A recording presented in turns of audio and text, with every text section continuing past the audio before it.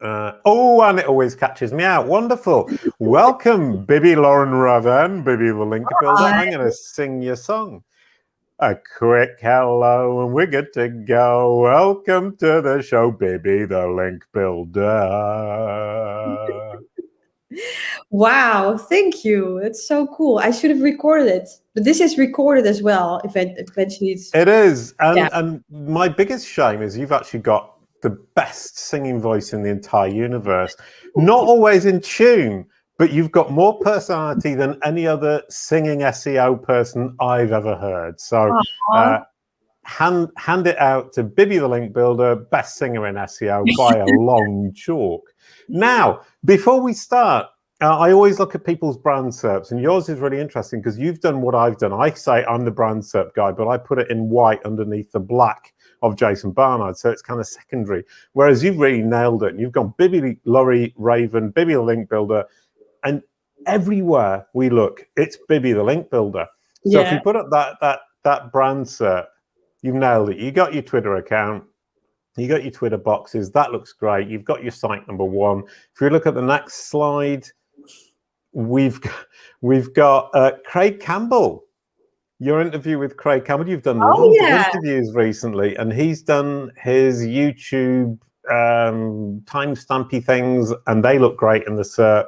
If you're listening on audio, it looks really good. Please do go and look on YouTube to see how it looks. And then right at the bottom, we've got Kalicube. We get our place, but right at the bottom on the next slide, thanks to WordLift with their plugin, where we build a vocabulary of entities, and Bibi the Link Builder is now officially an entity in Kalicube. Yay, I'm an entity. That's so cool. Woohoo! And next slide along, there you go. That's SE ranking. And I had a quick look at this, and I'm terribly intrigued because that's your brand SERP. We've got Bibibuzz, Twitter, YouTube, Instagram, search engine, Craig Campbell, our great friend, and Kalicube in there somewhere, but none of them have got any referring domains. So links don't matter for brand SERPs. That was my point. What was your point? Can you say it again? That I don't need links for my brand SERP. I mean, I only think about brand SERPs, and you think about the wider world of SEO. So we're going to start by saying brand SERPs don't need links. You need authority. You need to be believed. You need to be credible as a source of information for the specific entity. So you don't actually need links for brand SERPs. So what you do doesn't interest my particular little corner of the world, but everybody else in the entire universe is really interested. Yeah, so can I ask you a question? What is the goal of the brand SERP stuff? Is it branding, or is it more than that? Well, it's that once you've communicated with your audience, they end up searching your brand name at some point. Bibi the Link Builder, or Jason Barnard, or Kalicube, or Bibibuzz. They will search it at some point, and it needs to look really good. And in fact, links are not a big factor in that situation. So it's probably the only situation in SEO where links don't matter, which I love. Yeah, but I also think that sometimes links don't matter if your goal is different. You know, if you want to have a big viral campaign or something, and you want to achieve that differently than with links or SEO, you can do that through social as well. So within marketing, it's not always important, links. I think that's a really, really good point. We're talking about marketing and digital marketing, to be more specific. SEO is not the be-all and end-all of the universe. It's one aspect of the overall outreach of your brand, and link building is phenomenally important in SEO, but it's relatively less important when you look at the whole digital marketing strategy. Yeah, exactly. So for if your goal is to let's say you have a landing page and you want to have a lot of conversion on it, and you're building links to it, but then somebody says, hey, I have an Instagram account. I can't give you a link, but I can promote a product of yours for 8 million followers, you know, then I wouldn't turn it down just because you're so focused on getting those links, because in the end, the links are only a means to an end. SEO is a means to an end. So if you want to have people buy your product, then you gotta always keep your why in mind, you know? Yeah. So. Right. No, brilliant. And I like that idea is you're saying that, I mean, sorry, what I hear here is that you're doing outreach and links is one of the things you get. But if somebody says to you, I can actually promote you on my social media channel, that's a win too. So you're not just building links, you're building relationships that allow you to promote your business across different possibilities. Yeah, in the end, of course, I mean, I get paid for the links. But if I have clients that I have a longer relationship with and they're just, they're seeing it in a wider perspective, they tell me that if there's any other thing that could add to it, then I can bring it in as well, and it's just part of everything that I do for them. But that's not always the case when you get a new client or something, then you just have to do the links and that's it. Right. No, I mean, so clients come to see you because you're called Bibi the Link Builder. So obviously they don't come to you for other things than links. But the idea is, say, once I'm looking for links, there are loads of other opportunities. Yeah. And if I can grab those opportunities for you, let's take them because it's all digital marketing. It's all going to help. Yeah, I've just had a client and there was a site and we got a link there placed. But then the client said, wow, that's a really good opportunity because we could do more with those people. So I just reached out to the guy again and said, hey, do you want to have a call with the founder? And then they just went off in the sunset and they made their little deals, for long term. So, went off into the sunset. So Bibi the Link Builder builds a link and then sends everybody off to have a wonderful relationship, just the two of them, which is a beautiful, beautiful image that I hadn't thought about. Yeah, it's a wider concept of links, basically. So linking companies together like that. Yeah, they all fall in love. Isn't this wonderful? This sounds like kind of some terribly romantic 19th century novel from, I was going to say Charles Dickens, but he's pretty depressing. So we're not going to talk about Charles Dickens because a lot of his stuff is not very cheerful. But how do you make it fun? I mean, that was my point, is I think link building is this thing is we've got lots of people in the world who say, I can automate it. I can make it fast. I can make it efficient. I can get you all the links you need. And you're saying, actually, I can make it fun. Yeah. So I noticed when I got into link building that everybody was complaining about everyone. People, link builders were complaining about agencies in India spoiling it for everyone. Bloggers were complaining about being bombarded with spammy emails. And then agencies were complaining about bloggers asking for money and being assholes and all that stuff. So everybody was being very reactive and complaining about everything. And they were all making assumptions why other people were reacting the way they were reacting. But I think you also have to think about how you're contributing to that. So when I asked bloggers, why do you actually hate link building, or why do you hate link builders? And they said the number one reason they gave was they didn't look at my site. So it wasn't about, oh, they're not paying me money or anything else, but it was just they're not interested in me. I'm not getting that connection with someone, or they don't care. So what I think is that if you make email more fun, you get better reactions.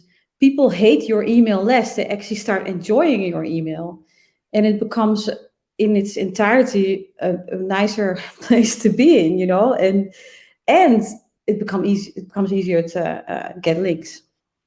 Well, that's my thought. I'm a bit of a hip. But that's all about kind of relationships. I mean, it's like if I was sitting talking to you and you weren't very interesting, or you kept asking me for favors, I wouldn't like you whether you were speaking to me directly or through email. And you're saying through email, you can actually project personality. Yeah. And get people on board with you. And that's a really neat trick to play because it's so difficult.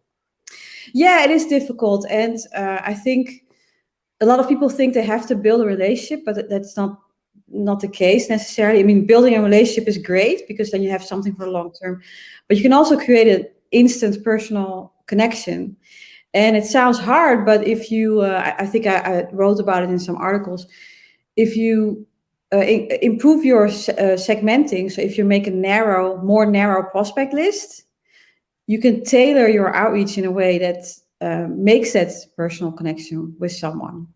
And then it's easier to bring your personality to the email. Well, I mean, there is a tendency, I mean, I won't name names, but to say, let's hit as many people as we possibly can. And of 1 million people we hit with our email, one will bite. And because it's automatic, it's really cheap and it's really easy. And you're saying that's not a good tactic. It's an effective tactic because you have sort of low costs and you do get the links eventually. But you create the environment that you hated. You make it even worse. If you it's like waste. It's like littering the space with spammy emails. And if you're okay with it, then do it because you're gonna get the links. But at the same time, don't complain about the reactions that you're gonna get from people. Well, now I've got a question. Sorry, excuse me. And it just occurred to me. The whole thing with, for example, Panda and Penguin was saying people are creating junk. They're throwing all of this stuff out onto the web. It's wasting everybody's time, everybody's resources, including Google's. And Google is obviously obsessed by its own resources. And it's saying this is a complete waste of time. We need to find a way to filter it out and get rid of it. And given the fact that a lot of people use Gmail today, isn't spamming email an incredibly dangerous tactic? You mean dangerous in the sense that you could get flagged for spam and that you can... Well, I mean, yeah. I mean, if you're going to send out loads of spammy emails, I mean, Gmail is dominant, and Google obviously has the hose pipe from Gmail. So as soon as you start spamming people, they don't open the email or they tag it as spam, you're dead in the water. Yeah, if you get flagged as spam, your email is burned, and that would suck, because none of your email is going to reach the rest of your prospect list. But I do know that the people who send out those millions of emails, they have all these separate systems. If one email burns, they get to the next one. So for them, there's no risk. They just have the other system in place. Right. Okay. I'm terribly naive. I actually thought people use their own email address, but obviously not. So what you're saying, and I mean, we've talked about this before, is you've built up a team of people who are real people who talk to real people to build relationships to have these links. And from what I understand, also potentially build up other relationships, which would be social media, video, webinar appearances, podcast appearances, and so on. And is it not just that link building is a bridge to a wider marketing strategy that is actually very 1990s? Yeah, it's all about relationships in the end. So I think the holy grail is to build up that network and be able to reuse those prospects for other business goals. But it doesn't always happen, but whatever bandwidth you have within your organization, if you have the potential to make those connections last longer for other stuff, then I would definitely go for that. Then it's really old school networking. Basically. Yeah, it's old school networking. And the other thing aside from Gmail is that Google is watching all of this stuff. So when you interact with people on LinkedIn or on Twitter, Google's watching. And that's also a kind of positive signal. I mean, if people, or it's a positive or negative signal, if people are brushing you off, it's a negative signal. But you can actually interact with people on social media and send a signal to Google that even without the link, you're worthy of discussion. Yeah, I got totally distracted by the thing that popped up in the screen. Yeah, I saw it, but I didn't actually see what Anton wrote. What did he say? It said, "Will you marry me? Do follow link needed."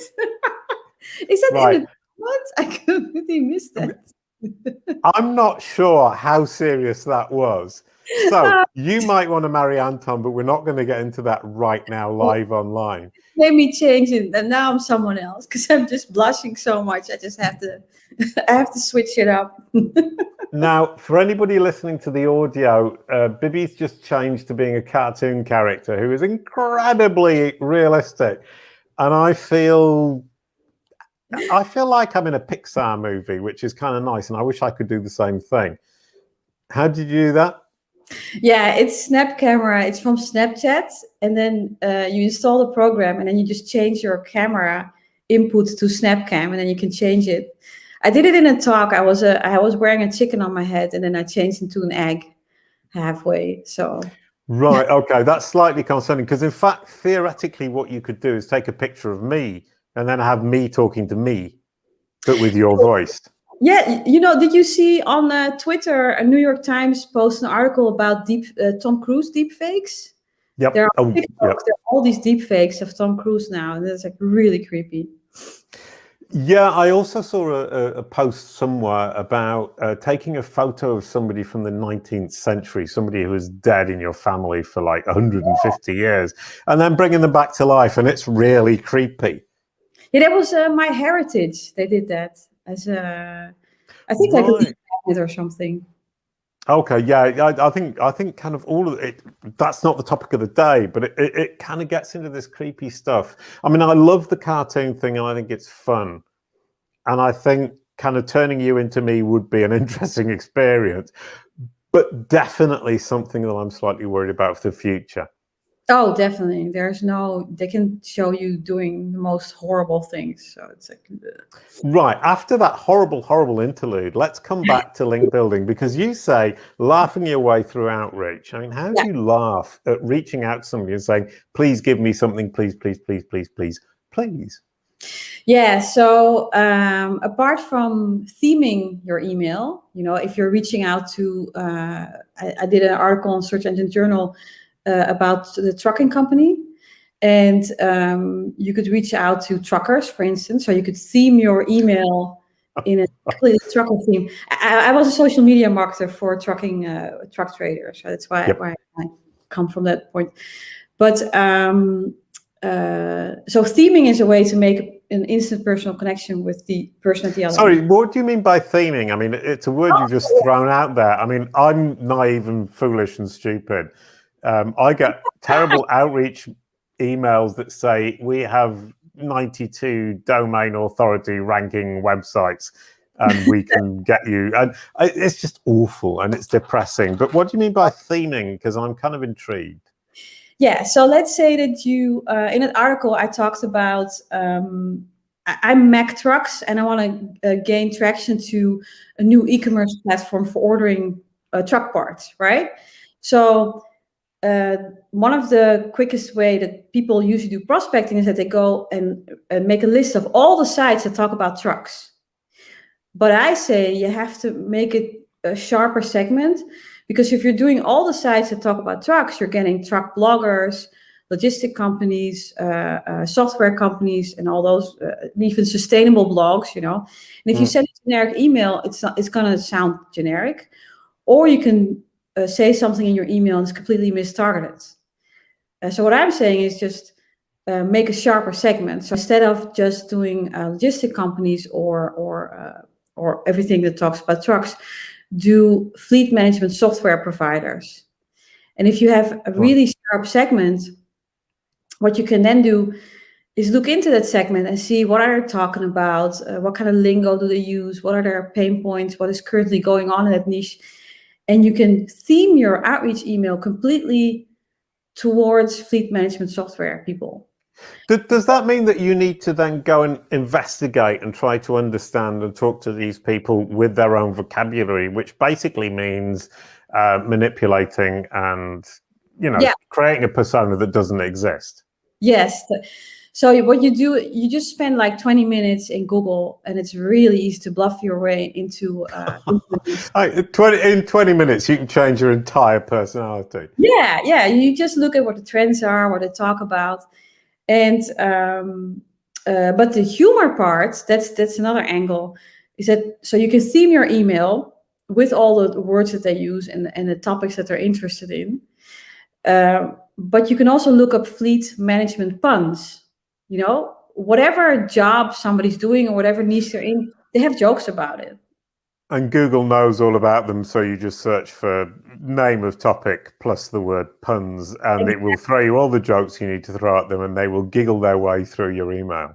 Yeah. So what I often do is that I open in the subject line, I use the first line of a joke, and then in the body of the email, I use the second line of the joke. So for fleet management software. Can I ask a question? Excuse me. Oh, yeah. Do you do this when you don't understand what the joke means? I don't.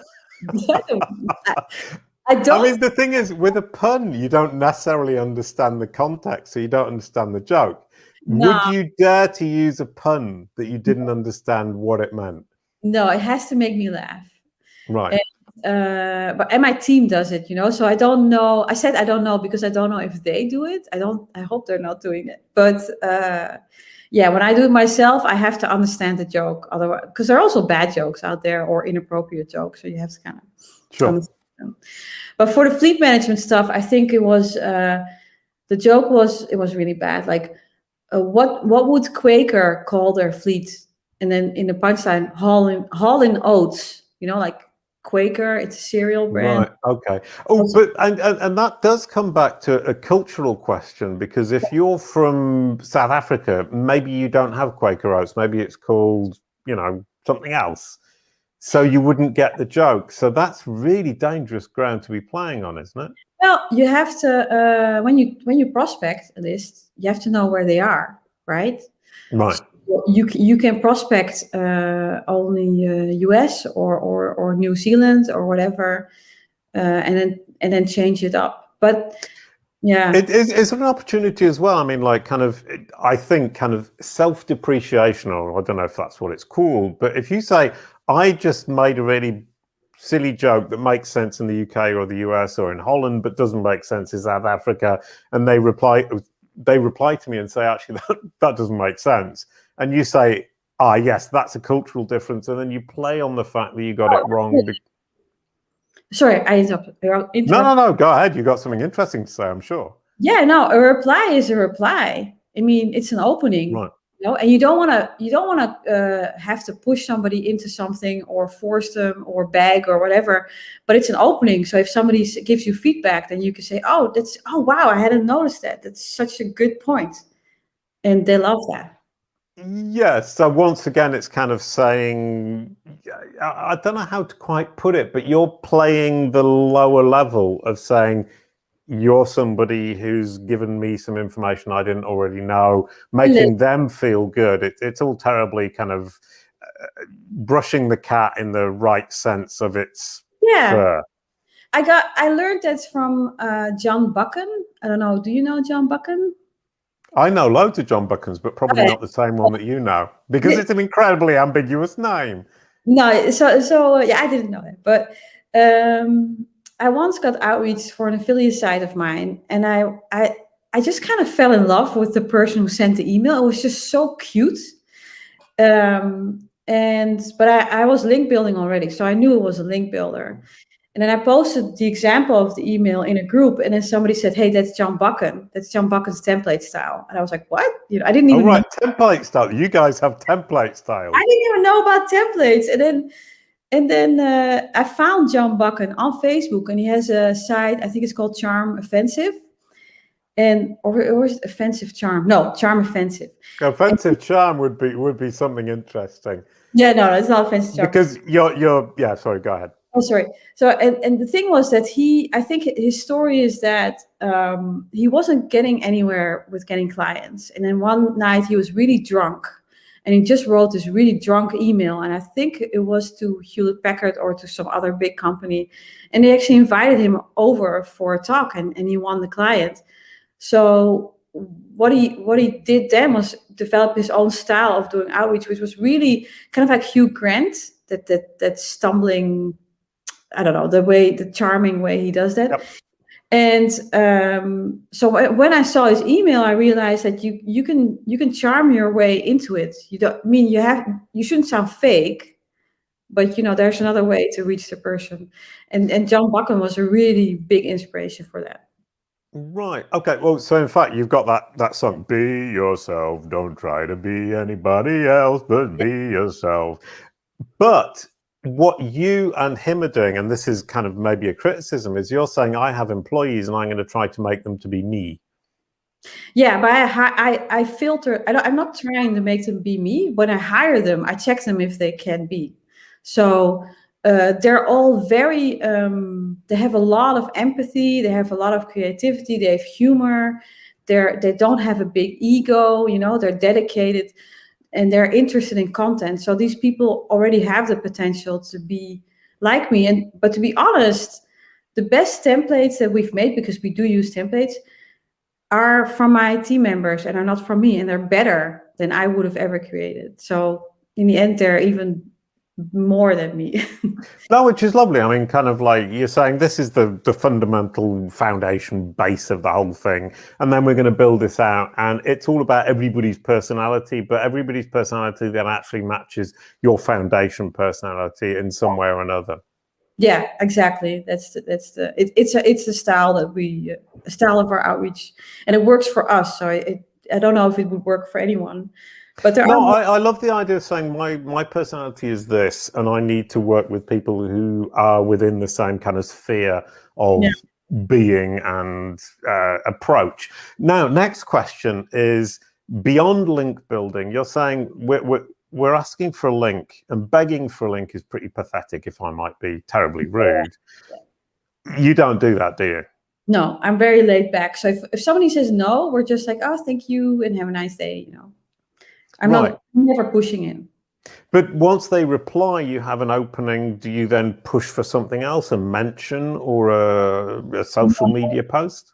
No, if you feel by the way that they're replying, if somebody says no, not interested, it's a no. I'm like, okay, fine, But if they say no, those topics don't quite align with us, or we decided not to collaborate with people in this way, we're exploring other options, I see an opening and I'm like, well, I'd be happy to discuss that, and if not, it's fine as well.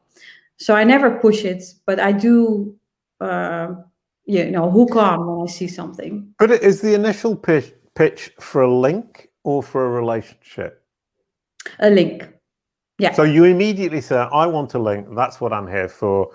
And anybody who replies is potentially interested in a link, and at worst interested in some kind of mention or social media exchange. Yeah, even stronger. I usually put it in a subject line.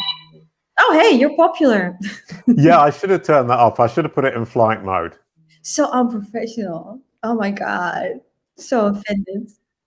No, I'm rubbish. I do these interviews once a week and I always forget to turn the phone off. Did I turn mine off? I don't know. And I get like one call a week and that was it. I hate people calling. I never use my phone for calling. When somebody calls, I just freak out. I'm just like, why are you calling me? Yeah, no, I have the same thing. And clients say, you have to book a meeting. Yes. And it's weird because I remember back in the day you thought, wow, somebody's calling me, aren't I pleased? But now you're just kind of thinking we actually have to organize. Anyway, that's a completely different topic. Back to link building. Oh yeah, back to link building. So I even put it in a subject line because it's a quality filter. Not a quality filter, it's a filter for the prospect to filter out that won't be interested. So I usually put in the subject line that it's a pitch. Right. Okay. And then, once you get into the kind of body of the email, so hang on, you've got, this is a request for a link. Here's a funny one-liner punch joke thing. Then they get into the email, they get the reply to the punch joke thingy that I've completely misnamed. Then you get into kind of how you could potentially build a relationship, and you never talk about the SEO value, or do you talk about the SEO value from your point of view or their point of view? Yeah, so let's say somebody asks me for, I don't say it in the first pitch. I don't talk about, oh, this is for SEO, or actually don't use the word link. I just pitch the content, for instance, except if it's outreach for a linkable asset where it's not a guest post pitch, then I do ask if they could refer to it. But if they ask me for clarification, so they're like, why are you doing this? Or more often than not, people want to pay us. They want to pay the person pitching the content because they think we're freelance writers. All right. So you get paid by both people. Brilliant. Yeah. So you must be really rich. Genius. Wonderful. Don't do that. I did have one client where they offered us so much money after we sent the articles. And I said to the client, look, they offered us $600. And he was like, no, take it, And I said, no, I'll give you half. So I gave him half of the money. But anyway, what was I going to say? Yeah, so if they ask for clarification, I always say, hey, I'm trying to gain more traction to the site, or trying to improve our online visibility. I don't actually say SEO, because I think people have bad associations with it, or they start Googling it, and I find all these horrible SEOs. But yeah. But I mean, that comes back to the question, sorry, a link is not just SEO, it's also about pulling in traffic from sources that you would otherwise not get it from. It's also a mention, which, I mean, links, this is kind of personally my problem with links, is links are not the be all and end all and an end in itself. There's so much more around it. Yeah, absolutely. And I think, so sometimes it's hard to hit all the three things, like relevancy, authority, and referral traffic, something like that.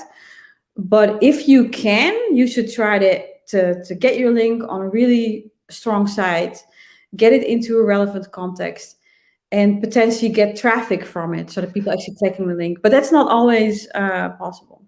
Well, my question there, sorry, and this is me getting kind of into my little hobby horse, which is, if there isn't referral traffic, there is over time no real value, because Google, in terms of SEO at least, Google is going to see that there's no referral traffic. I mean, Google has a grip on pretty much everything on the internet. I mean, the idea that you will get a link and nobody ever clicks on it, and that Google will never spot that, these machines are so smart, it's rubbish. It might work in the short term, but long term, nobody ever clicks on the link, it's going to die. I don't know. I haven't tested it and monitored it per link on a wide scale, so I don't know. What I do know is that the clients that I have. Oh, I'm making this up. This is all complete theory. What? Oh, I don't know the answer to that, because I haven't tested it and measured it that way. But I do know that clients have good results, but I'm not sure if it's from the one link that got them traffic for a longer term, or from the other link that's from a big dog site that didn't get them any traffic, because it's a package of links. So I don't know what the link impact of one. Sure, and that then brings you to the question of, how can you convince a client that you're actually bringing value when you can't actually nail the value you're bringing? Yeah, this is weird, but the clients are happy. If they're not happy, they're probably happy because you're laughing with them all the time. Maybe, I don't know. But if they're not happy, then I will try to make them happier, or it's right. End of the road, right? And I'll compensate them if they're not happy. So I don't. Sure. Sorry, that was an unfair question. I kind of half take it back. But I mean, the point being is, people who come to you are actually actively looking for links. So if you get them links, they're going to be happy. Yeah. I think also because when I don't do any outbound marketing in a sense. I mean, this is kind of marketing, coming on interviews and stuff, but people come to me, so I don't go out, pitch myself to clients. And when they come to me, they have to fill in a questionnaire of 20 questions, and they have to read my service page. So in a way, that also filters out the people that wouldn't be a good match for me, or we wouldn't be able to work well together. So I think that makes a difference as well. Yeah, I mean, I visited your site and immediately thought, I mean, if you don't appreciate Bibi's approach, you're never even going to start to think about contacting her. And if you have to go through 20 questions, you really want to have to get in contact with Bibi to get her to build your links. Yeah, they're horrible questions. They're like super stupid. Like, what's your goal? Wonderful. So you have a pre-filter, and I mean, what I like about the idea is you're saying, I'm building links, but I'm also building relationships. I can push this out to other potential opportunities, but your bread and butter is getting paid for the link, and you're paid per link. Yeah, true. So it's just pay per link, and that's it. What's your goal? Oh, who is asking? Anton's asking all these questions. Anton's getting terribly overexcited. He wants to know, what is your goal, Bibi? My goal? Oh man, I'm really bad at planning, so I don't have any long-term goals. But right now, I I'm working on having more independent teams within my company, because until very recently, me and my business partner, we were still helping everybody out. You know, we were dipping our fingers in every part of the process, but we were also becoming the biggest bottlenecks because we were growing really hard. And so now I've trained people to be independent, and we have 4 teams, and they're all link builder teams on projects. And there's still some parts that have to go through me, you know, for quality control and all that stuff. But it's really exciting to see that. And they were allowed to, I told them, you can just pick your own name for your team. And they all chose to be a house of Harry Potter. So it's Hufflepuff, Slytherin, Slytherin, Gryffindor, and one other. Yeah, you probably know better than I do if your teams are actually quoting this stuff. Yeah, so my current goal is to get those teams fully up and running, and then I can look into other types of link building, because right now my main thing is guest posting. I'm really good at that. I love doing resource links as well. So if you have a linkable asset, then I can do outreach for it. But that's kind of been a hit or miss. Sometimes it works really well, sometimes it flops. And I definitely want to get better at that. Yeah, so I want to learn more about Hado. I haven't used that a whole lot. I mean, that whole kind of outreach for assets, linkable assets, is it hit and miss by definition, or hit and miss because sometimes you miss these? Anton's putting up a message on the screen which is making Bibi laugh, which is he's gone onto Google and he's searched for the exact names of the houses in Harry Potter. He's so nice. But the question wasn't that at all. The question, I can't actually remember what the question was now. I've got lost. Linkable assets. You're right. Is it purely hit and miss, or is it just sometimes you get it wrong? Oh yeah. Sometimes I get it wrong. I think, oh, this is going to be great. You know, there was a piece on what was it now? Sponsorships in the Champions League, and it was just before all the sponsorships were being allocated. So I thought it would be really cool to do a stats roundup. You know, who's getting the team is getting the most sponsorship and stuff, and they didn't get any traction at all. And but there was another piece, was a data roundup, and it was on veganism in the UK, and that keeps getting links. You know, and I don't have to do any outreach for it. So I find it really hard to determine beforehand what's going to work well or not. But luckily, I have clients that are okay with doing experiments like that. So yeah, sure. You can never really know. I mean, you send out a tweet and you think, I mean, in my case, you think this tweet is boring, and loads of people get interested in it. You send out another tweet and you think, oh, this is really passionately interesting. It's 3 o'clock in the morning and you've just woken up. And nobody cares. And you really can't tell, or can you? Well, I don't know yet, because with the guest post, that I got that down. You know, I can tell now if it's going to work well or not, usually. Right, okay. And I know that, for instance, Giselle Navarro, she does a lot of stuff with statistics. And I think I was talking to her on Twitter, and she said that her hits or miss are now 8 out of 10.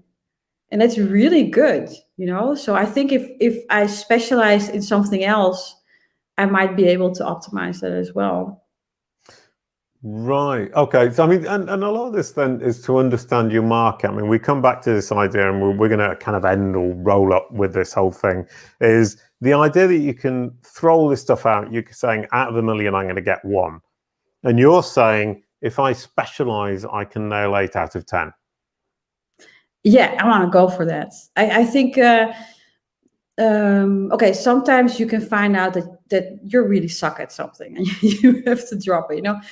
But everything is a process, and just because the end result isn't right doesn't mean that the whole strategy isn't right. Right. A process is made out of parts, so you can start by tweaking every single part consistently, and then hopefully change the end result. And that's what I try to do. And I think it's with a lot of things you can solve it that way. I mean, brilliant.